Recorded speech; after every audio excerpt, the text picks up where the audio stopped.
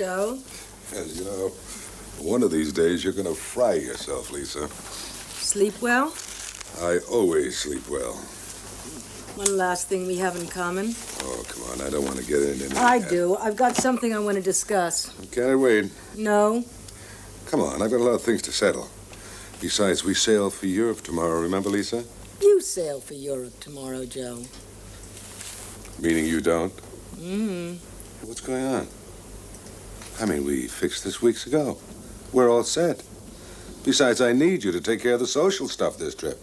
When I finalize my branch operations in England and France, I'll be in Reno.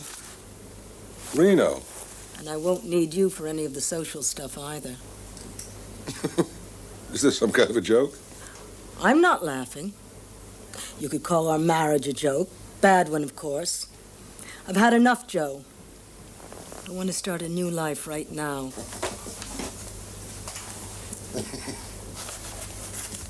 Okay, who is he? Oh, you're so crude. You're still the small-time strike-breaker. There isn't anybody, not yet. I just want to be free again.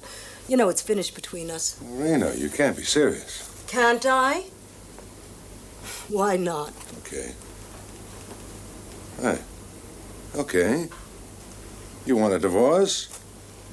What's the deal? Never change. Your whole life's a business transaction. And so is yours. Let's face it, baby. What kind of a settlement are you looking for? Half. Half? Half of what? Brisson Industries? Or the equivalent in cash, what else? You're crazy. Why? I helped you build your empire. Without me, my inspiration, or you'd still have one little plant that you blackmailed from the owner, Duncan Barings, New Jersey. Instead, you're worth millions. You're out of your mind. I mean, no court in the world would You award you the can't kind afford to let it go to court, Joe. Oh? Imagine the effect on your position, your business, your new overseas branch operations if those letters were read out, printed in the papers. Letters? What letters? The letters you wrote to your little friend Anna last year when she went to visit her friends in Germany. You really should have told her to burn them. I don't just mean your clumsy protestations of eternal passion, but the crazy account. Account? What are you talking about? Your mind's blanked out on that. You detailed in writing your rise to fame and fortune. Boasted how you lied, cheated, blackmailed, strong-armed, boy, you name it, you did it, and you wrote about it as if you were proud of it. You looped the loop, honey. I mean, where'd you get them? You got them, but how? The safety deposit. No, how? Check with Anna. You stupid broad. You hoodlum. You should have stayed a strikebreaker. We'll talk further tonight.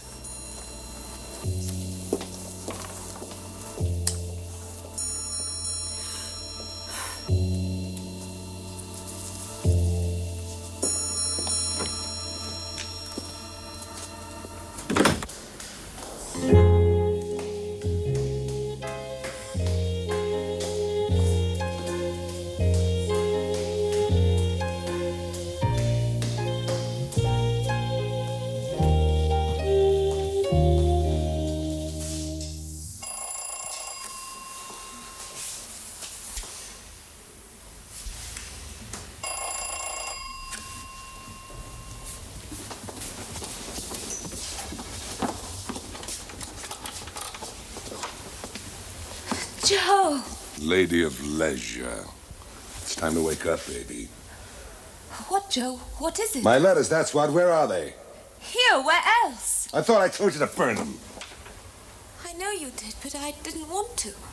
And now my wife has them. On safe deposit.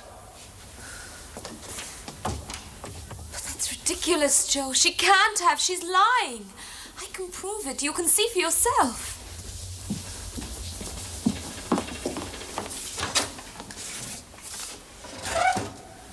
I couldn't burn them, Joe. They meant too much to me. But they were here. Right now, you think back. Who was here? When? How? Mr. Brisson hasn't arrived yet. The appointment was for 10 o'clock. It's 10 after now. Then you're late, Mr. Duncan. No, he is. And the lights failed. Yes, and a man, an electrician came up. To check the fuses. Yes. When was this? Well, pretty soon after I got back from Germany. Bringing all my letters with you. Of course. If only gone back to the apartment we had together instead of this crummy dump. But this is my place, Joe. Okay. This guy, this phony electrician. He identified himself. He even had a card from the landlord. Oh, I bet. And then what? Well, then I had to go out. Suddenly, unexpectedly? Yes, as a matter of... That figures. Why? Well, I got a call from the DA's office, and they said they needed a temporary stenographer. So you went? Of course, I needed I needed the job. This scam is going to get us into an awful lot of trouble. Well, did you get the job? No. When I got there, the lady supervisor said that the vacancy was filled already. Of course. And when you got back here, the lights were repaired and the electrician? Nowhere. Yes. Oh, I'm sorry, Joe. How could I have known? By using your head. That's how.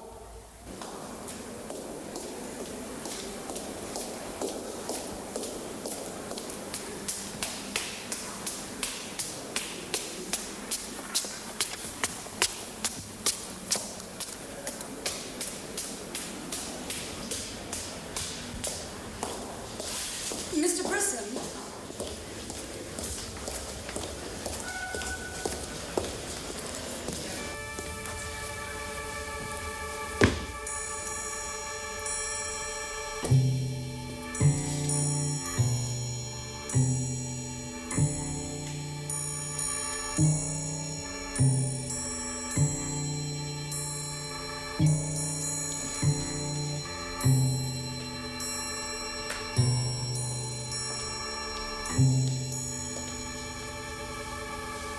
Mr. Brisson? Yes.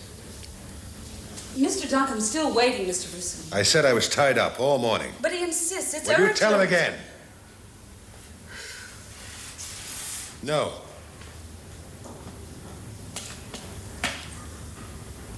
All right, tell him to come in. Thank you, Mr. Brisson.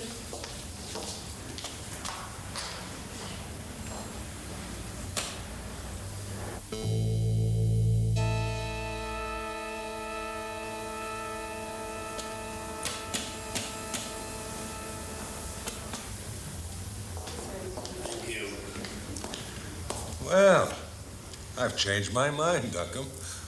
Now, any guy who can't change his mind against the odds has got to be a jerk, right? I agree, Mr. Brisson.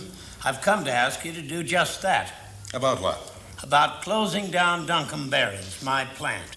Your plant? Oh, no. The facts, Duncombe. My plant. Oh, it's a marginal operation. Ineffective. I just can't bail it out any longer. You meant so... to close it down from the beginning, didn't you? Buying me out, saying you'd keep it going with me as manager. Now you close it. You've ruined me and our town. A workforce of 2,000 out. Yes, but you have to blame my partner, Duncombe. Partner? Yes, my wife, Lisa. You see, the closure was her idea. Brisson Industries takes a whopping paper loss, cutaway liabilities, cleaning up on taxes. Her scheme. Legal, perfect. And all because your wife saw fit to remember that Lisa's grandfather was a junk dealer and not a back bay aristocrat like Lisa likes to put on. You dirty swindler. Blame her. You're in it together. Oh, I know how you started, Brisson. Blackmailing Angus Miller when you broke a strike for him way back. From goon squad to president. I faced guns before, Duncombe. Not this one. Just sit very still.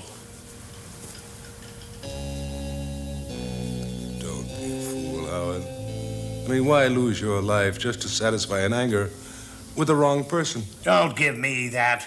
You've ruined me. I have debts. My wife needs medical attention. And our town needs that factory. So I'm trading my life for theirs. But how would your going to the electric chair help you or them? Now use your head, Howard. I have. I've got insurance. I'm going to kill you. By the time you're found, I'll be driving out of town. When I get to the parkway, I'll step on it. 10 miles out, there's a curve, a deep ravine. I'll hit that at 70 miles an hour. Accidental death doubles the insurance. So, My family will be taken care of. And without you to push it through, the board won't close my plant. So it's a good deal all the way around. If you're going to fire a gun, Howard, it's best to release the safety cache. Now, let's rework the deal, shall we? If you're so anxious to kill someone, a very handsome proposition for you, so listen carefully. Now, my wife, her habits are very regular. She values her appearance, her beauty sleep, right? She goes to bed at 11:30, and she is asleep by midnight.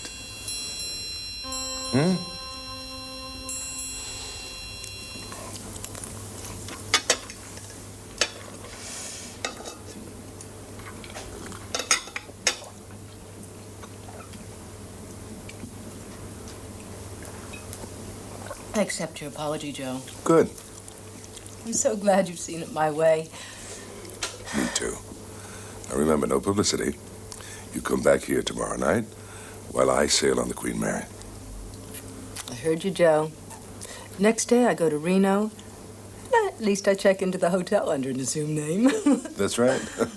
We keep everything under wraps until I close my deals in England and in France.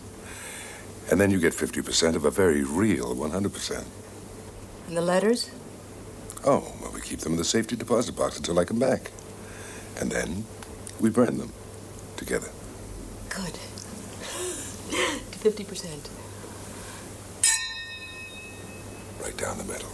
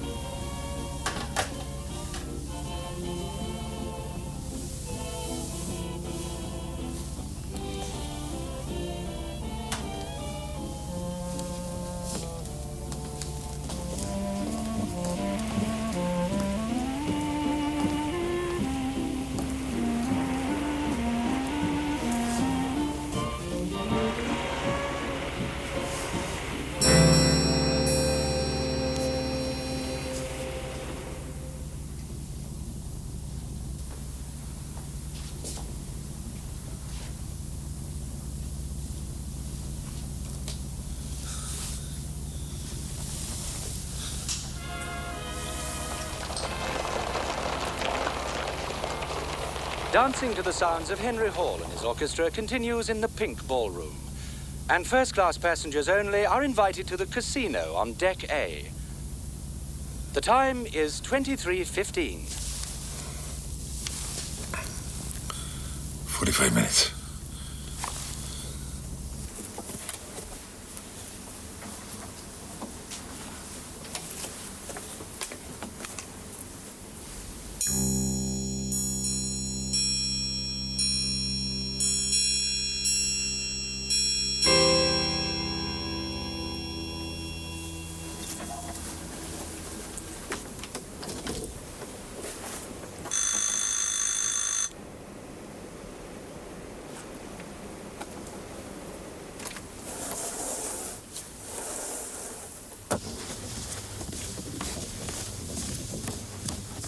Who is it?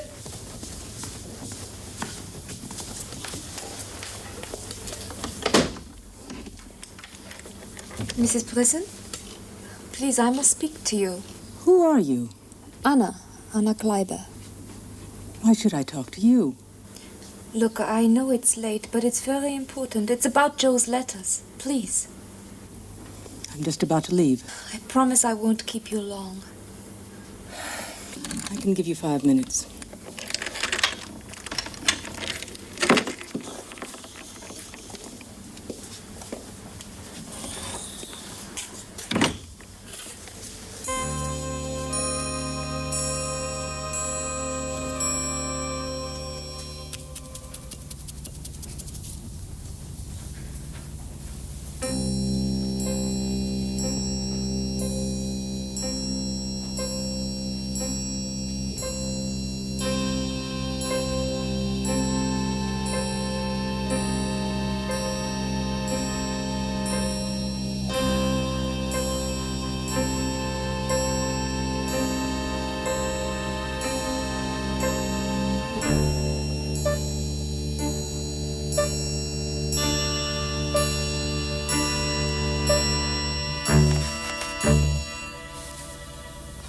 find your proposition difficult to understand, Miss Kleiber. It's not. I said I love Joe, but I'm letting him go. It was wrong, our affair. Don't you see? So you're returning him to me? No, not like that. I didn't mean it to... But you want his letters back? Yes. And I promise I won't see him or contact him again. So it's a deal? No. What I've been trying to say is that I'm sorry for everything that has happened. But Joe's letters mean a great deal to me, Mrs. Prison. And to me, Miss Kleiber.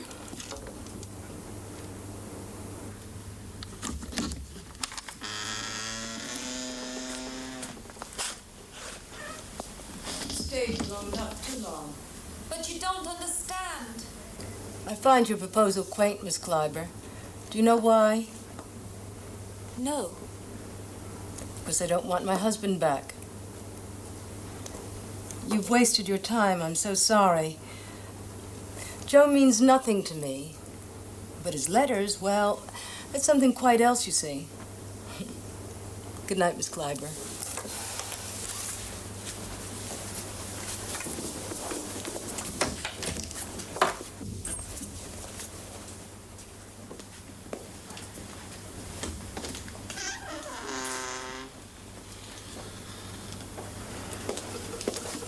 I should take the subway at this time of night if I were you, Miss Kleiber. It's safer.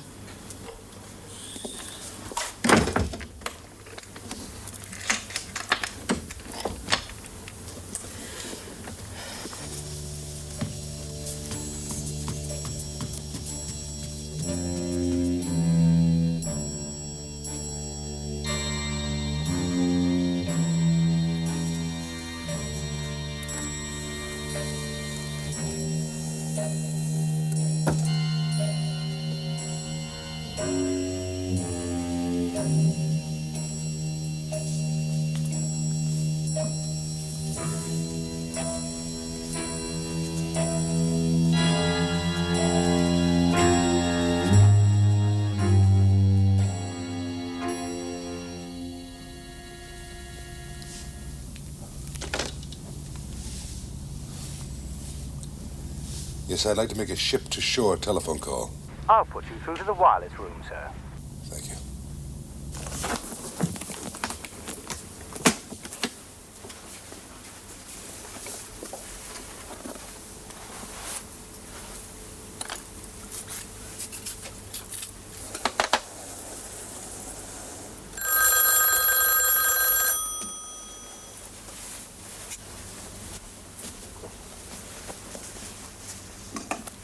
Hello.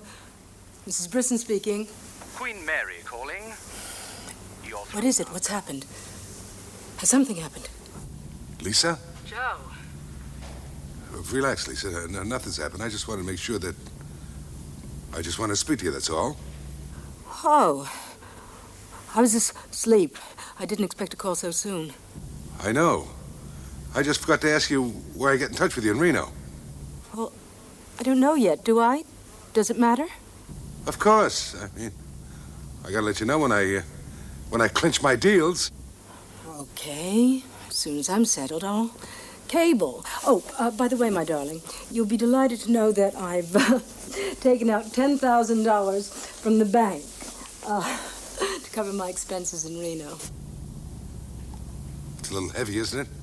Oh, I've got a heap of things to buy. Oh, my God, Joe. What is it? Joe!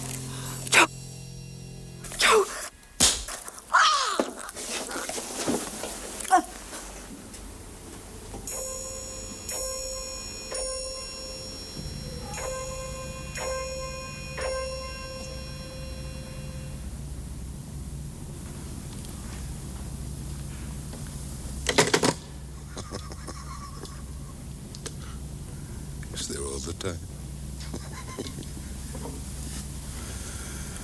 Relax. Take it easy.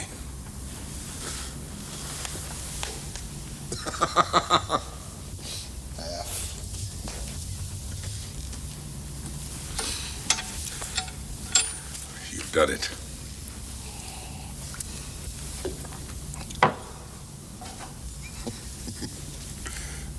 It's done. Yes? Mr. Brisson. Oh, who are you? My name's Harrington. I got a message for you. From your wife. My wife. So that's why she wanted the 10,000. I charge and I deliver. Look, Mr. Harrington, I can pay you double. Mr. Brisson, I already been paid.